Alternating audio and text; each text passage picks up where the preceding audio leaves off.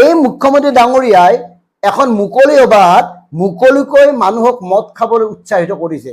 অৱশ্যে বিলাতী মদতকে তেওঁ সাজ আৰু ৰহি খোৱাতে গুৰুত্ব দিছিল। এটা ৰমাদাই কৈছে যে সাজটো খাম আমি কাৰ্যালয়ৰ ভিতৰত খাম। যদি মানুহে হুইস্কি ৰাম ডাইৰেক্টলি বজাৰ কিনি খাব পাৰে, তিৱাসকলে সাজটো দেখা দেখিকৈ খাব পাৰে, ইয়াতে কি বাধা আছে? গতিকে যিখন চৰকাৰে কেৱল মদক ভিত্তি কৰি মদক কেন্দ্ৰ কৰি মদৰ ৰাজহ সংগ্ৰহেৰে চলি আছে, সেইখন চৰকাৰে মদৰ কথা ক'লে মানে ভাল লাগে জানো? এইখন চৰকাৰে 2028 চনলৈকে মদৰ পৰা কিমান টকা সংগ্ৰহ কৰিব সেই নীতিও প্ৰস্তুত কৰি ৰাখিছে। এইখন চৰকাৰে গাঁৱে ভূঞে ক'ত মদৰ অনুমতি দিয়া নাই?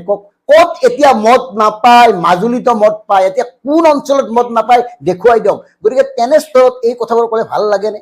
গতিকে প্ৰিয় দৰ্শক বা জুবিন অনুৰাগী, আমি DKB ফেক্টৰৰ পৰা এটা কথা ক'ব খুজিছোঁ।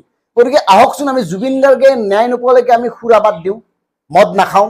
মদ খাই জুবিন সমাধিস্থলীলৈ যোৱাৰ প্ৰশ্নই নাহে। তাতকে চৰকাৰক প্ৰত্যাহ্বান জনাই এই সিদ্ধান্তটো গ্ৰহণ কৰক যে আমি আৰু জুবিন গাৰ্গে ন্যায় নোপোৱালৈকে মদ নাখাওঁ। দেখিব একমাহ যাব দিয়ক এইখন চৰকাৰৰ কি অৱস্থা হয়।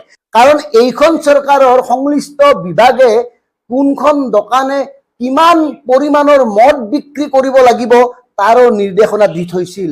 গতিকে সেইখন চৰকাৰৰ লগত যদি এই কাৰবাৰটো কৰা হয়, তেওঁলোকে নিজে গম পাব আচলতে তেওঁলোকে কি কৰি আছে। গতিকে এই সিদ্ধান্তটো আমি ল'ব নোৱাৰোনে?